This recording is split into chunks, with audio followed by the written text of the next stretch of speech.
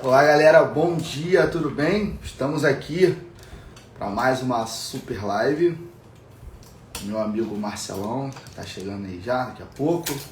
Falar sobre poder familiar. Marcelão? Tem o Marcelo chegar aí para a gente conversar. Aqui, o cara mais bonito, nosso galã. Cadê ele? E Marcelo aí, Léo? Santoro. Como é que tá, meu lindo? Tudo tranquilo? Maravilhoso. Já tá tenso hoje, né, Marcelo? O O Poder dia? Judiciário tá. Pô, não tá acompanhando, não? Rapaz, Tô. o negócio hoje tá quente, irmão. Então o negócio já acordamos já, né? Aquela questão já louca, né? Pessoas sendo levadas, garradas, né? Enfim, dia hoje É, começou, né? No isso mundo era dos tele... favas contadas, né? Ah, isso aí já era antigo, né? Já era esperado já. Felizmente, o Rio de Janeiro é um.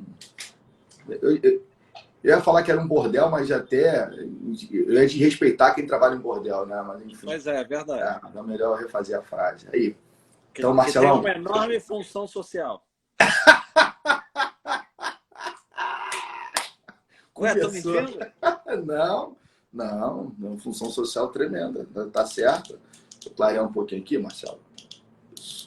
Agora sim, O cara é chique. Pô, é aquele negocinho aqui, né? Os seguidores me deram de presente, né? Você tem um anel iluminado, né? Ó, começou. Ué, Começou a sacanagem, né? não é não. O É, nome disso eu é anel tenho, eu iluminado. tenho um anel iluminado, pronto. Você queria saber? Eu tenho um anel iluminado. Tá, me paga 1-0 você. Cara, bom dia pra você, bom dia pra quem chegou aí, tá? Nossa Bom super dia, bom dia. live com esse meu querido, esse meu amigo que a vida acadêmica me deu. Esse cara, gente boa demais. Subam os corações pra gente aí. Hoje eu tô num clima, né? Hoje eu tô, né, com a Lu em não sei aonde, o ascendente não sei aonde. Suba os corações, compartilhem essa live, né? Estamos hoje todos neivados no mundo dos Teletubbies, né, Nobre Marcelo? Falar de um tema hoje muito legal, né, para vocês, sobre poder familiar, sabe? Uma questão que surge muitas dúvidas, né? Surgem dúvidas da definição do que seja, um tema relacionado ao direito de família, que vai impactar direto em várias questões, principalmente a questão de guarda, né, Marcelo? A questão de guarda, do que vai. Bom dia, Marcão, tudo bem, meu amigo? Você é meu amigo lá do Vasco da Gama, Marcos, você está aí na Porra, chamada de Zoom, você é parceiro o demais. cara, o cara é literalmente 10, né? É um parceiro demais. Temos aí 27 pessoas online, Marcelão. E, enfim, as pessoas estão chegando aí. Agradecer meus amigos da Estácio de Sá. Enfim, Marcelo, para começar, você que é um expert no assunto, né? As pessoas já conhecem você bastante. Queria que você definisse, né? Trazendo aí, nesse conjunto, dessa definição que você vai falar, do que era conceituado antes, né? Do Código Civil, antigo, e a conceituação atual. O que mudou para a gente, tá, Marcelo? E nessa perspectiva, o que esperar? O que é poder familiar, Marcelo? Bom dia. Bom dia, Léo. Muito obrigado mais uma vez por dividir comigo aqui, trazer tanto conhecimento, me ensinar bastante, né? A primeira questão que é de fundamental importância é a alteração no nome, né? O poder familiar hoje, o que a gente chama de poder familiar hoje, era chamado pátrio poder antigamente, né? Que pertencia ao pai. Eu lembro a vocês algo que a gente já falou em outras lives, eu e Léo, que a mulher só foi permitida dar opinião, a mulher só foi permitida dar opinião com o Estatuto da Mulher Casada, em 1962. Porque no âmbito familiar, quem decidia tudo era o homem. A mulher nem opinava no início. Aquilo que vocês veem em filme de época, novelas, etc., é tudo mentira. Não tinha aquelas mulheres participativas, né? O homem não perguntava para ela como é que ia criar o filho, ele mandava como é que ia ser criado o filho e ponto, né? Então, em 62, a mulher começou a ter o direito de se manifestar, poder falar. A mulher começou a ter o direito de trabalhar fora de casa, por exemplo, desde que o marido autorizasse. Ela podia ajudar o marido, colaborar com o marido nas decisões tomadas dentro de casa, né? Mas a última palavra era do homem. O homem era o chefe da família. Então, cabia ao homem a responsabilidade de gerenciar a família e cuidar dos filhos, né? Léo, as pessoas acham que isso mudou há milênios atrás, né? Eu já estou falando de 1962, mas, na verdade, você só teve uma mudança efetiva nessa questão da participação dos cônjuges, dos dois, dentro de casa, em 1988, com a Constituição Federal, que igualou o 226, homem e a né? mulher. 226, não é isso? 226, parágrafo 5º, se não me falha a memória. Se não me falha a memória, mas tem lá 8 parágrafos, se não me engano, é só ir lá dar uma lida nos 8, que é no 226. Né? Então, homem e mulher são iguais. A partir da Constituição Federal, passaram a ser tratados de forma igual. Agora, pausa para todos rirem, porque na sociedade atual a gente sabe que o tratamento ainda é diferenciado. Né? Outro dia eu vi uma pesquisa que falava sobre a questão da violência sexual contra a mulher, e ainda tem gente que acha que a mulher não pode usar a roupa que ela quer porque isso provoca um homem. Né? Então, a gente ainda vive numa sociedade altamente machista, dando uma parada aí. Então, a distinção básica foi essa. Hoje, o poder familiar compete a ambos os pais. Exatamente. Então, você tem, pela sua fala inicial, maravilhoso falando, né? Marcelo fala, a gente se arrepia. Tem que ter, né, Marcela, a resenha. O pessoal gosta, Então você tem, olha só, gente, o que o Marcelo está falando aqui, ele conseguiu fazer em 5 minutos uma junção de várias questões históricas, somente as mulheres que estão assistindo aí, minhas mulheres, né, gente boas, que eu beijo para todos vocês, uma questão de uma junção histórica, uma questão atual, tá, do que a mulher viveu e vive. Então você tem a mulher que era considerada um ser relativamente incapaz, que dependia totalmente do marido, que não podia fazer nada, assinar contrato. Não podia ter CPF, Léo. Não tinha poder CPF. Nada queria saber dela. Cara, as pessoas têm que buscar. Assim, não é tema da nossa live, mas infelizmente a gente tem que falar, ou felizmente, a gente tem que buscar um entendimento de por que dessa. Toda. O termo correto aqui, toda opressão que você tem hoje, alguns grupos, e as mulheres estão inclusas nesses grupos oprimidos, naturalmente sim, você tem uma justificativa, tá? No sentido de entender o porquê que tem, histórica, sabe? Por que hoje está assim? Porque antes era legal. Isso a gente está falando aqui era dentro da legalidade, pô. Isso não era algo ilegal, isso não era algo contra a lei permitia. Como a lei permitiu o nazismo, né? E justificam isso, né? Estava na lei da Alemanha. Enfim, você tinha um sistema que permitia essas aberrações que estavam na legalidade. Aí, lógico que você vem aí, o mundo mudou sua perspectiva, você vem o mundo, né, olhado através das questões dos direitos fundamentais, que aí você muda só, independentemente da questão legal, você tem uma questão supra-legal, que são direitos fundamentais, independentemente de qualquer sistema. Hoje você tem isso. Então, historicamente vem a mulher, né, dependente do marido, né, vivendo ali à sombra de tudo. Depois veio o Estatuto da Mulher Casada, que, ganhamos um fôlego, beleza, a casada. A solteira continua ferrada. A casada menos ferrada, a solteira muito ferrada. Ponto. Para não falar outra palavra, né, que é feio. A solteira muito ferrada, a casada pouco ferrada. E com isso, como a Marcela pode falar, mesmo com o Estatuto, ela passou a ter as decisões tomadas. No final, ela tinha que ter a anuência do marido. Ponto. E aí você vê ao longo do tempo de várias lutas, né? De poder votar, poder trabalhar. Assim, tem uma série aí, a Sufragista, que relata várias questões desse tipo, que não vai negócio aqui, mas eu começar a falar, eu falo em 1 hora disso. E aí você tem a equiparação formalizada. Eu vou até um pouco antes, Marcelo, de você, de 88, tá? Eu acho que começou em 77, com o divórcio. Começou ali. Não igualou ali, começou ali. Mas, Léo, posso só fazer um parênteses? Nessa época do divórcio? Porque você falou que pior do que a mulher casada era a mulher solteira, né? E pior do que a mulher casada e a mulher solteira era a mulher desquitada e depois divorciada, né? Eu vivi numa fase em que essa mulher era vítima de preconceito, em que as crianças iam para a praça pública e os filhos de pais casados normais não podiam brincar com filhos de pais divorciados ou desquitados, como se isso fosse contagioso, né? Aquela mãe não tem...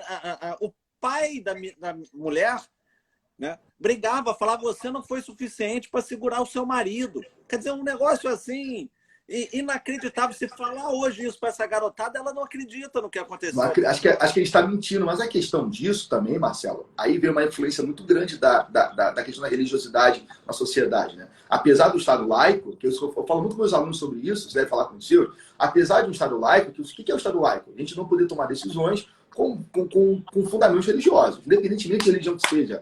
Mas você passou durante o século XVI, XVII, XVIII, da igreja mandando tudo, tá? E a partir disso, você ainda teve resquícios sociais de costumes da igreja. Então, a questão do casamento, a manutenção daquele casamento, né, era um prisma sobre um olhar, né, de pecado, de não poder ruptura. Tanto que não vivia essa época, mas sei de relatos, que quando saiu a lei do divórcio, a apelidade de lei do demônio, né? Vocês estão acabando com as famílias, vocês estão, né? Os caras preferiam manter uma família infeliz, tá ali infeliz, mas tá ali com a sua aparência, do que romper o vínculo.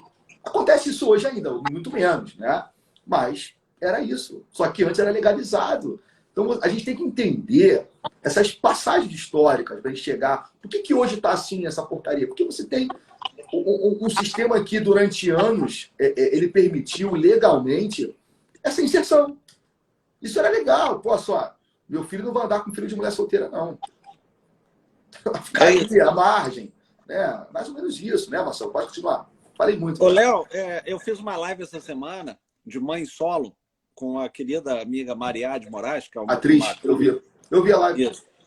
E nessa live, uma das coisas que eu falei é que o termo mãe solteira é um termo altamente pejorativo, né?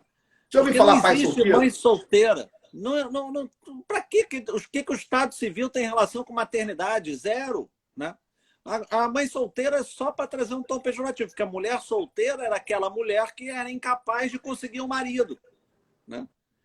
E aí você tem toda uma conotação preconceituosa na nomenclatura usada até hoje. E as pessoas não percebem, continuam repetindo essa nomenclatura preconceituosa, né? Está na hora da gente acabar com o machismo, assim como existe uma luta, e eu vejo que você é um defensor dessa bandeira com unhas e dentes contra o racismo, e eu acho que é uma bandeira de todos nós, a gente tem que abraçar contra... Eu até vou além, contra qualquer tipo de preconceito, né? Eu abranjo isso, preconceito contra a pessoa com deficiência, contra a mulher, contra a religião, preconceito com relação à etnia, à cor da pele, aí uso o termo que quiser, mas o que a gente não pode nunca é permitir que haja ainda a reprodução de termos que são altamente preconceituosos e pejorativos, né? Exatamente. Então, faz parte do contexto do poder familiar essa explicação histórica. Faz parte para a gente chegar assim, o que é hoje. Então você tinha um poder, o pátrio poder, e detalhe aqui, Marcelo, e colegas estão assistindo, temos 37 pessoas online. As pessoas ainda hoje, alguns usam esse termo, você ainda tem uma presa ao passado, você ainda tem uma âncora, né, agarrada ali, que não deixa o cara largar isso, sabe? Esses termos antigos, pátrio poder, ele remete à questão que o poder da família, a organização da família, né, a educação, o que seja, a forma da religião, competia exclusivamente ao pai. Ponto. E aí sim, em relação ao pátrio poder, né, você tem a ruptura com esse termo pejorativo, que hoje a gente sabe que é pejorativo, mas na época era normal. Ninguém nem pensava nisso. Ninguém tem que entender. As pessoas têm que parar também, Marcelo, isso é uma luta que eu tenho, de fazer recortes desonestos. Pegar uma questão de 1955 e trazer para hoje, para criticar o antigo. Não existe. Você tem que, o contrário, você tem que transpor, a fazer de volta ao passado. Entender aquilo, sabe? É uma questão também. Entender a coerência social da época. Lógico. Claro, eu vou pegar uma situação de 1801, hoje eu vou criticar, óbvio que eu vou criticar. Óbvio, mas e como é que era 1801 para chegar aquilo? Será que se eu tivesse vivendo em 1801, eu iria criticar aquilo? De repente, não. Sabe? De repente, eu iria, tá certo, isso aí, beleza. Sabe, eu tento manter um pouco dessa questão. E aí, seguindo a linha de raciocínio aqui, Marcelo, você tem a questão do pátrio poder, né, que foi irrompido com a Constituição de 88, que vem uma Constituição neoconstitucionalista, né, com fundamentos neoconstitucionais, ou seja, a visão dos direitos fundamentais sobre, né, qualquer outra questão. Então, é um sistema que busca trazer a centralização dos direitos fundamentais, do artigo 5º, 7º, alguns outros artigos, né, da Constituição, e você vai olhar todo o sistema nosso através do prisma de direitos fundamentais. E um dos direitos fundamentais, fundamental, é a questão da igualdade. Né? E aí trouxe a Constituição para a gente igualdade de cônjuges, que é o nosso tema de hoje, igualdade entre filhos, que também tinha um preconceito, né? Filho bastardo, filho fora do casamento não tinha direito a porcaria nenhuma. Né? O filho adotivo. O filho adotivo, hoje são filhos. Então não tem diferença hoje se é adotivo, se não é, se é fora do casamento, se é irmão só de pai ou de mãe. São filhos, são iguais perante a lei. A lei trouxe essa questão, essa igualdade formal, né? dentro do sistema. E aí trouxe essa ruptura, quando ela iguala homens e mulheres em direitos e deveres, ela traz um indicativo muito interessante. Porque ali ela divide, por mais que 88 também você ainda tem uma sociedade não tão... hoje não tem, mas em 88, né, de forma adequada, tá? Vamos discutir 88 isso. A sociedade era ruim também. Era ruim também, mas não era tão... Mas hoje está um pouco menos pior do que 88, né? Hoje é ruim, mas em 88. Mas, pelo menos, a lei veio para trazer uma igualdade. Pelo menos no plano de vista legal. Dentro da... Eu uso a expressão por dentro, que eu falo para as pessoas, isso aqui tem que estar por dentro. Ou seja, trouxe dentro do sistema uma questão de uma igualdade. Pelo menos legal. E a partir disso que vem a mudança. Pô, só, beleza. Aí vem o Código Civil 2002. Olha só, beleza. Então, agora, o pátrio poder acabou. Então, a responsabilidade agora é dividida. Pai e mãe vão responder pela educação do filho. Vão responder por eventuais irresponsabilidades sobre o filho. Eventuais danos, o que seja, dependendo como for a guarda. Né? E isso, sabe? Eu acho que vem isso aí. Só para fazer um parênteses aqui, desculpe te interromper, seu podcast. Não, só fala. Podcast.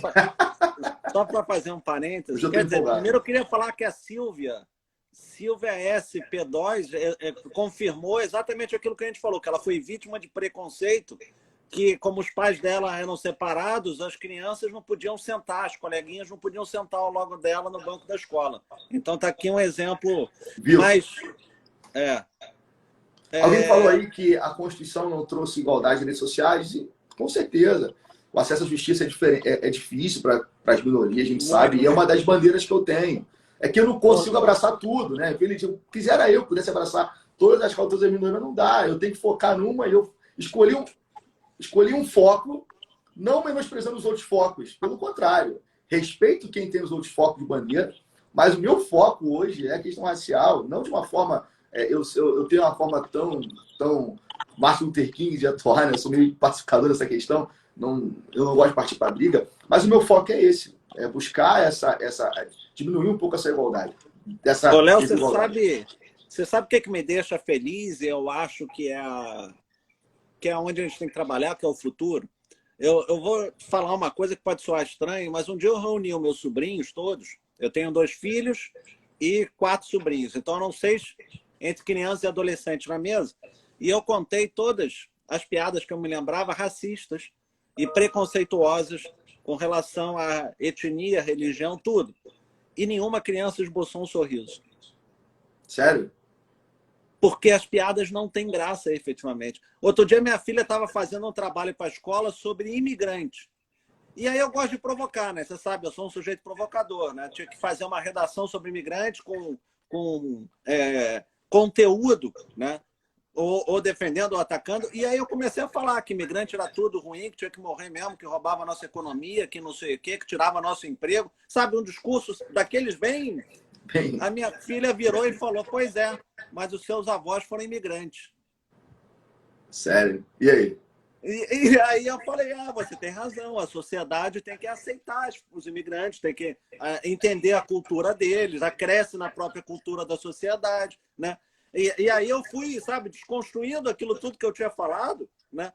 Mas o que eu acho legal é que essas crianças já começam a ter raciocínio, a confrontar essas bobagens que a gente tem que, de vez em quando, lançar para ver como é que elas reagem, né? Para mostrar que é bobagem. e, e não compram aquilo tudo que eu fui criado, com aquela visão racista, aquela visão preconceituosa de que mulher era inferior ao homem. Meu pai mandava eu subir nas festas para ver se a minha irmã podia entrar ou não. Eu era o censor de algo que eu não sabia o que eu tinha que censurar, né? Por quê? Porque eu era o homem. Eu era o filho mais novo, mas eu mandava na minha irmã nessas questões de festa, de livros, de filmes que ela pudesse ver, o que é uma atrocidade, né? Se você pensar nos dias de hoje, né? Mas, voltando aqui na questão do poder familiar, o legislador andou mal, Léo, porque ele não trouxe o conceito do que é poder familiar, né? Ele não trouxe esse conceito. Ele só fala que os filhos menores, 1630, estão, enquanto forem menores, sob o poder familiar. E aí a gente vai buscar lá no Código Civil argentino, artigo 264, que o poder familiar é aquele poder e dever que ambos os pais têm para administrar a vida do filho e criar o filho, né? Então, um bem em nome do filho, quem administra? Ambos os pais. Ah, Marcelo, mas eles brigam pra caramba e não conseguem decidir, né? Então, quem decide é o juiz, nesse caso. Um deles tem que recorrer ao Poder Judiciário, para o Poder Judiciário recorrer. Então, aqui a gente faz, nessa fala que eu fiz, uma distinção interessante, né? Com um serviço, com o Instituto Protetivo. Eu só falo em tutela quando eu não tenho poder familiar. Eles são antagônicos. Ou bem o menor está sobre o poder familiar, ou bem o menor está sobre a tutela. Eles não podem estar simultaneamente juntos. Tá? O poder familiar pertence exclusivamente aos pais. E a função disso, você falou de tutela, e aproveita a questão do tutor nessa questão toda, né? As pessoas têm muita dúvida. Quando é que entra a questão do tutor? Né? Assim, a perda do poder familiar. Então, o poder familiar, em linhas gerais, Marcelão, seria o dever de cuidado, né? O dever de responsabilidade, cuidado, manutenção da vida, saúde, educação, e que seja inerente ao bem-estar social da criança. Cumprindo o estatuto do ECA, né? Você pode conjugar o ECA nessa questão aí. Seriam os poderes inerentes ao pai para efetivar os objetivos do ECA na criança, né? ECA não é de ECA de noite, tá, gente? Pelo amor de Deus, Estatuto da Criança e Adolescente. Lei 8.069 de 1990, salvo engano, é isso? Uma memória de elefante, eu não ia falar nunca. Exatamente. Então é isso. Então você tem como objetivo o bem-estar social das crianças. E aí você tem os princípios lá da proteção do menor, da criança e adolescente no ECA. Só não lembro agora os artigos inerentes. Mas aí, Marcelo... Artigo 22 do ECA, 22. Se não me falha a memória. Então já está... Compete aos pais a guarda, sustento e educação dos filhos. Guarda é um termo que me dá gastura, né? Guarda é um termo de posse, né? De propriedade. De propriedade, e você não é dono do seu filho, né? Você é responsável pelo seu filho. Então, eu adoto a tese de que você deve mudar o termo guarda para o termo responsabilidade, mas ainda está na lei, então não Agora, Marcelão, uma questão aqui provocativa para você. Quais são os efeitos da perda do poder familiar? Quando ele ocorre, né, alguma situação, e o que na prática se traduz a perda? Primeiro, é importante a gente destacar que o processo de perda do poder familiar ou extinção do poder familiar não é um processo simples, não é um processo rápido, infelizmente. Quisera eu que fosse mais rápido. Por quê? Né? Porque a gente mora num país que abandona as famílias e as crianças, né? E que quando as crianças são abandonadas pelos pais, elas são abrigadas, por melhor que seja um abrigo, nunca é uma família. E o nosso Estado fica tentando, também por razão religiosa, fica tentando a reinserção dessa criança naquela família que efetivamente não tem condições de cuidar daquela criança. E não estou falando de condições financeiras, não. Né? E aí o Estado não institui do poder familiar, não dá essas crianças adoção, elas ficam abrigadas.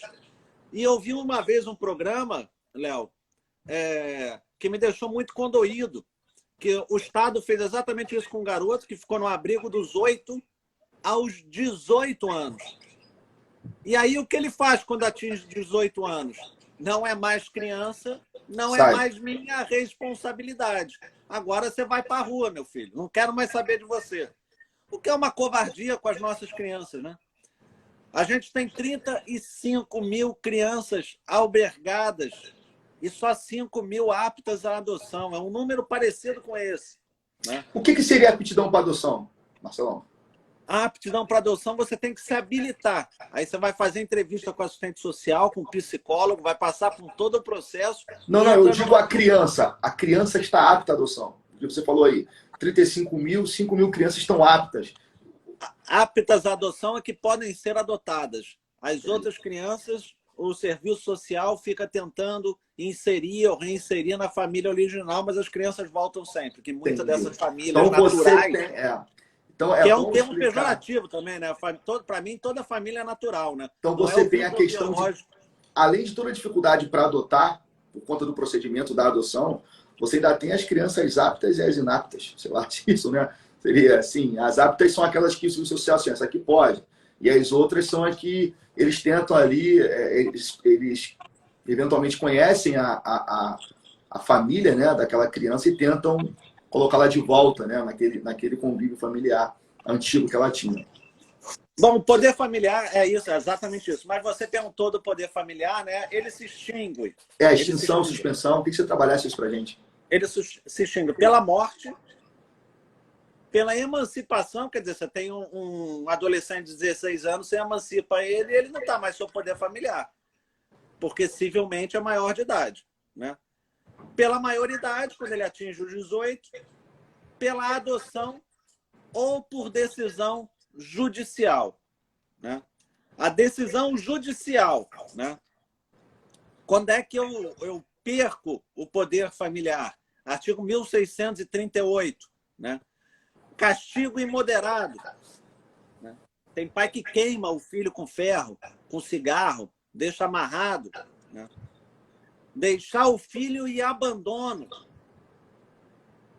Isso é uma questão delicada, né? Porque a grande parte da família brasileira, de comunidades carentes, ela sai para trabalhar, os pais saem para trabalhar e as crianças ficam sozinhas em casa. Mas e aí? Como resolver o problema? O Estado não dá creche para todo mundo, né? A pessoa tem que trabalhar para conseguir alimentar a própria criança, né? Exatamente. Então a gente vive numa sociedade que tem criança de 10 anos tomando conta da penca de irmãos mais novos que ela tem, porque também não tem nenhum trabalho de restrição à natalidade, né? Nenhum trabalho de ensino que faça diminuir esse crescimento da natalidade das pessoas mais carentes, que deveria, a meu sentir, o processo educacional tinha que ser dado a todos, né? Praticar atos que são considerados atentatórios à moral e aos bons costumes. Olha a legislação aí da época antiga ainda, né? O que seria atos atentatórios à moral e aos bons costumes, né? E praticar faltas que permitam a suspensão do poder familiar. E quando é suspenso, praticar reiteradamente atos que façam a suspensão do poder familiar. E quando é suspenso o poder familiar, quando o pai ou a mãe são sentenciados, né, condenados por sentença irrecorrível em crime cuja pena exceda 2 anos, então o pai que tem condenação em sentença cujo crime, a sanção é de pena por mais de 2 anos, tem suspenso o poder familiar, né? Quando o pai administra mal os bens do filho, também tem suspenso o poder familiar, né? E a questão do castigo leve, também já vi suspensão do poder familiar em razão de leve castigo. Entendi. Então são as causas. E quais são os efeitos práticos da perda do poder, da suspensão do poder familiar? Ô, Léo, quem quiser ver a questão da suspensão do poder familiar, eu vou ler aqui agora uma decisão do STJ que eu recomendo que vocês leiam. Pega papel e caneta aí para anotar. É o agravo em RESP 349915. Agravo em recurso especial 349915, que trata da questão da perda do poder familiar. Olha só o que diz o ministro Marco Buzzi. Restando comprovado que a genitora demonstra desinteresse pela saúde e pelo bem-estar da filha, deixando-a em local insalubre, em meio a ratos e lixo acumulado, sem adequado acolhimento material, moral e afetivo, impõe-se a declaração da perda familiar. Quer dizer, a mãe mantinha a criança trancada no local insalubre, com ratos, outros insetos, animais, etc. A criança ficava ali. O que fez, nesse caso, foi destituído do poder familiar. E essa criança certamente foi levada à adoção por alguma família que a deu amor e etc.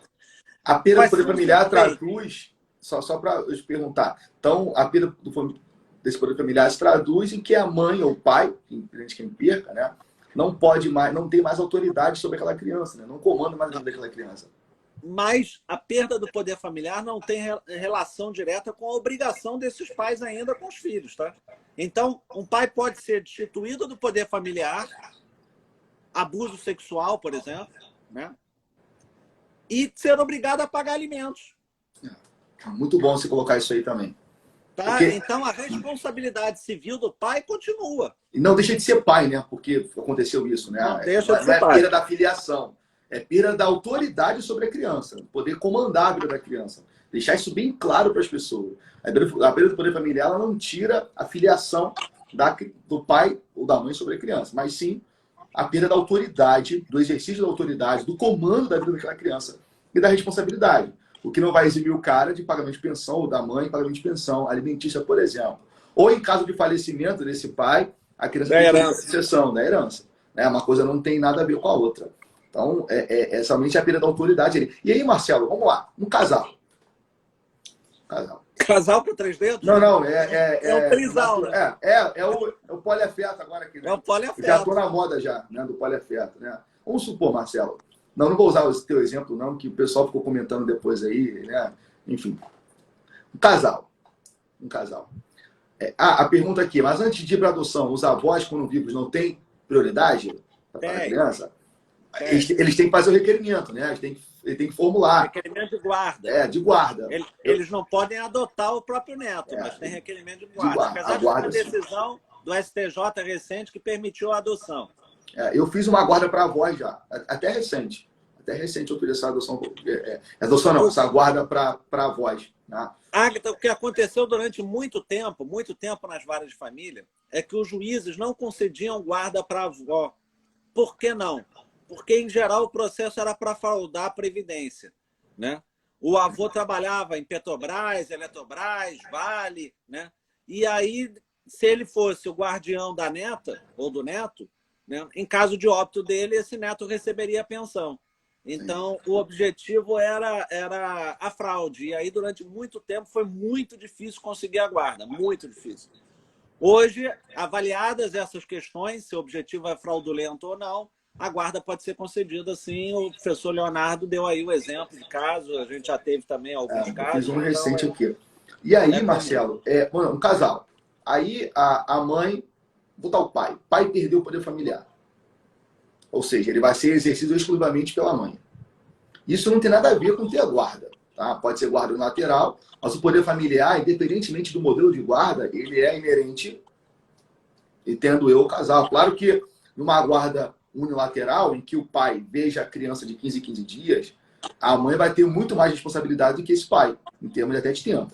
Mas ao pai cabe, né? Assim, as pessoas têm uma visão deturpada também, Marcelo.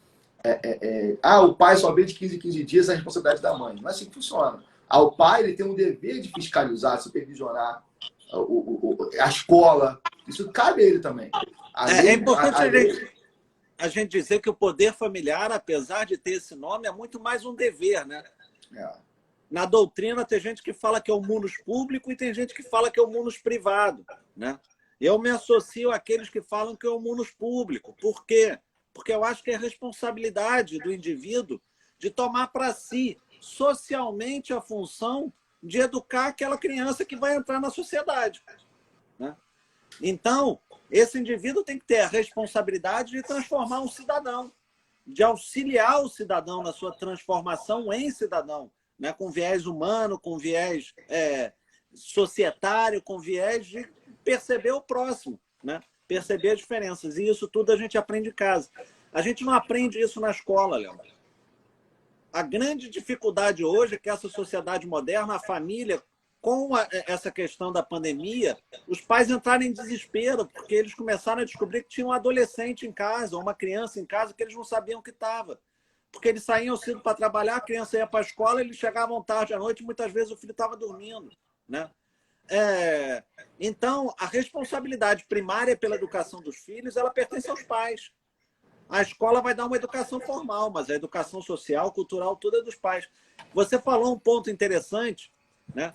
Divórcio e solução de união estável não extinguem o poder familiar.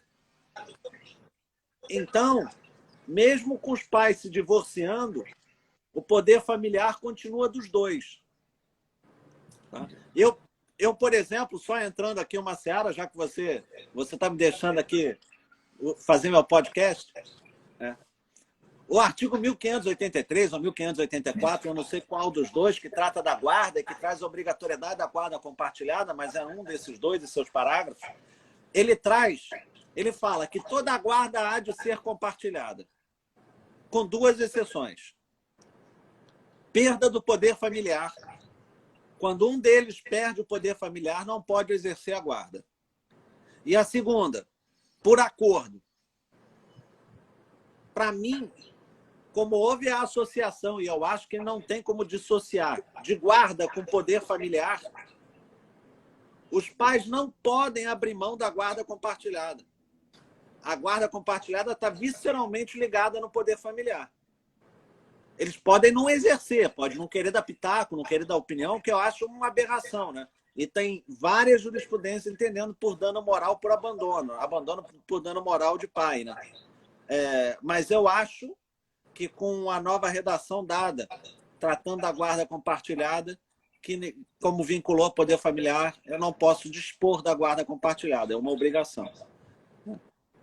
Perfeito. Estava aqui vendo você no podcast, né? Você falando aí, a gente estava aprendendo um pouco, Marcelo é fera demais. E dentro dessa questão, eu acho que ficou bem claro para as pessoas, né? A questão a gente deu uma viajada aqui no tempo, da questão da mulher, né? Vamos lá, no passado, nos 60 e poucos, da mulher casada. Viemos depois para o divórcio, 77, Lei 6515 de 77. Passamos pela Constituição de 88, artigo 226, o Código Civil de 2002, para explicar essa mudança de paradigma de pátrio poder para poder familiar. Então, quando vocês observarem em algum lugar alguém falar de pátrio poder, você fala assim, essa expressão já mudou, né? Porque hoje tem um poder familiar. Que você muda a expressão, você traz uma nova roupagem ao assunto, nova roupagem ao instituto, uma roupagem de igualdade, isonomia do tratamento de quem vai exercer esse poder. O pátrio remete ao pai, o poder remete a ambos. Sejam eles homem e mulher, homem, mulher e mulher. É bem claro, bem ressaltado, deixar isso aqui claro. Né? Ou homem, mulher, mulher, mulher. Não importa. Mulher, homem. O pátrio poder, ele é exercido pelos pais. Sejam eles de que natureza forem, digo assim, em relação a gênero, orientação sexual, não importa. E nessa questão também, o pátrio poder também dos filhos adotivos, né? Óbvio. Se o filho adotivo é igual ao filho consanguíneo, o filho natural, como falam, né? O filho natural, o filho civil, que são os filhos adotivos. Então, quando você adota uma criança, você também está adotando, você está assumindo ela como filho, e você está inerente, já está com a obrigação não, né? O prazer de exercer o poder familiar. Né? Vamos tratar isso com uma situação mais leve, assim falando. Então, foram essas eu acho que o resumo do que a gente falou hoje, Marcelo, eu te agradeço demais, me tirando esses 50 minutos aí e, sabe, você tem uma consideração final a fazer? Agradecer as pessoas que estão aqui na live, tá? Eu só queria dizer que Deus não dá asa à cobra, né? Eu não podia nunca ter poder e nunca quis ter poder. Porque me faz um mal quando eu ando pelas ruas do Rio de Janeiro e vejo essas crianças pedindo dinheiro. Eu também, eu fico bolado. Uma vez no metrô, uma senhora entrou com uma criança e aí eu comecei a falar com a criança. Vem cá, você estuda? Por que você não está na escola? Por que não sei o quê? E comecei a questionar a criança. Aí a mulher ficou assustada. Eu falei, minha senhora, se eu encontrar a senhora mais alguma vez no metrô, vamos nós três para a delegacia. Né? Porque essa criança tinha que estar na escola e não tinha que estar aqui estudando. O que é isso, né? A criança não sabia onde ela estudava, a mulher tentava falar, eu não deixava. E quando elas saíram na estação seguinte, que ficaram incomodadas, né? as pessoas do vagão que acharam estranho vieram me falar, olha, eu não tinha pensado nessa possibilidade, eu não tinha pensado nesse viés. Porque é muito mais fácil para a gente dar o dinheiro, né? A gente está comprando pela nossa tranquilidade. Mas a nossa tranquilidade vai existir quando todas as crianças tiverem o mesmo acesso à educação, quando todas as crianças tiverem a mesma possibilidade.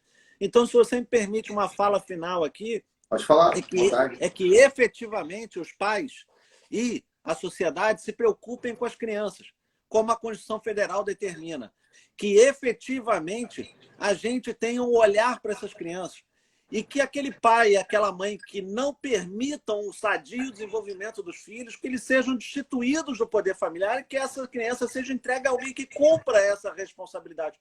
Tem muita gente querendo filho para adotar, muita gente.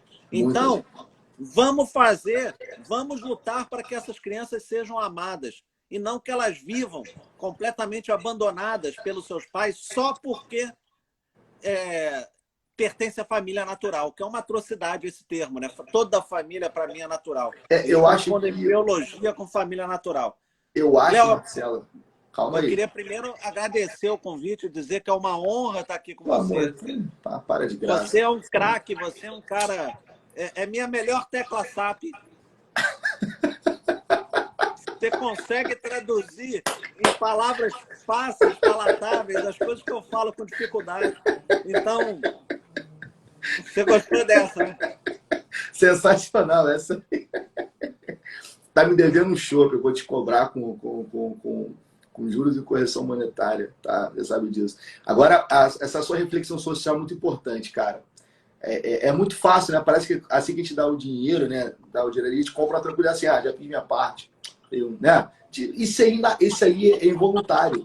Tu dá um dinheiro, tu fica aliviado. Pô, caramba. Tô levando um show com a Flavinha também, tá vendo? Mudou do mundo. Ébano. Aí. Mas, cara, a indignação social é muito grande, cara. Fala, Rodrigão, tudo bem? A indignação social é muito grande, cara, porque a gente vê as crianças. Eu particularmente, fico muito indignado, porque a maioria, indiretamente, são crianças pobres e negras, né? Infelizmente, você vai ver ali a repetição de um ciclo vicioso daqui a 20 anos. Essas crianças vão ser o quê? Vão ter oportunidade que eu tive? Não vão ter? E quando deixar de ser criança e deixar de ser fofinho, Léo, vai fazer o quê? Vai fazer o que da vida? Dinheiro você não vai dar. Vai fazer o que da vida? É complicado. Isso é um assunto que a gente pode levar numa outra live aí. Tem que terminar a live. O Instagram vai derrubar a gente, tá? Marcelão, obrigado, pessoal. Obrigado aí. Vamos ter outras lives aqui. Marcelão, próximo assunto, vou estar marcando com você semana que vem, tá? Mesmo horário aqui, sexta ou quinta, a gente vai estar batendo um papo aí, pessoal, acompanhe, tá? Com certeza vai ser o tema. Quem quiser sugerir tema, Léo, é importante a gente falar. Quem quiser sugerir tema, manda direct ou pro Léo ou para mim, que a gente traz aqui para conversar. Traz para conversar. Esse do Poder Familiar foi fantástico. Cara, foi uma das melhores lives que fiz com você aí, tá? E obrigado. Infelizmente o Instagram derruba a gente, tá? Obrigadão. A gente vai continuar com outras lives aí. Marcelo, obrigado por tudo, tá bom? Beijo nesse coração imenso. Você é um cara sensacional. Eu quero falar com você sobre questões raciais. Se você topa um dia desse aí. Quem sabe? Topa. Beleza? Topa? Então, beleza. Então. Vamos organizar isso aí. Vamos falar com você sobre isso, tá? Obrigado, gente. Vai ficar gravado aqui a live. Um beijo pra vocês. Ótima sexta-feira. Daqui a pouquinho tem evento PPGD. Quem está aí organizado aí. Um beijo para vocês, todos vocês. Ótima tarde para todos. Tchau. Obrigado a todos. Boa tarde. Tchau. Bom final de semana. Tchau, tchau. Boa tarde.